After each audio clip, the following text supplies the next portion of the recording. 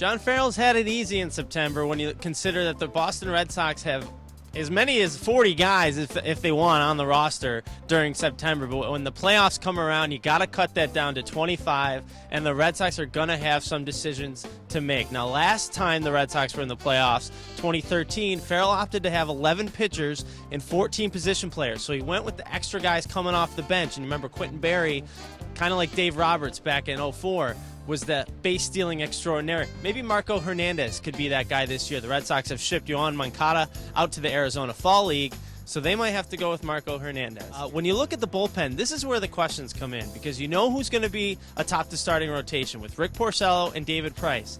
David Price with an ERA over 5 in the postseason. Porcello with an ERA over 4, hasn't had much postseason experience. Eduardo Rodriguez in the number 3 spot probably with Clay Buchholz. But who's going to be in the bullpen? You know the 5 guys that are locks, but the 4 guys that I wonder for 2 spots is Junichi Tozawa, Heath Hembree, Joe Kelly, and Robbie Scott. Now maybe Drew Pomerantz, the left-hander who was in the starting rotation all year, could sneak in one of those bullpen spots if the Red Sox like what they see out of him. He's had some elbow problems. Steven Wright, still probably a question mark. You don't expect to see him in the postseason.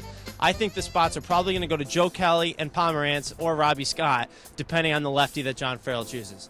Of course, the ace in the cards, the ace in the deck is David Ortiz, who is a postseason hero, one of the best ever in the postseason. The Red Sox also have another guy, Hanley Ramirez, who's hit over 350 with an OPS over 1,000 in a couple postseasons with the Dodgers. So they have a couple guys here. The one question mark, you wonder, how are these young guys going to respond to the pressure-packed situation? Xander Bogaerts is the only one of the young crew who's had any playoff experience. He had those few at-bats in 2013, looked really calm under pressure, but you wonder how Mookie Betts, Jackie Bradley Jr., Sandy Leone, Andrew Benintendi, these guys in playoffs for the first time are going to respond in this situation.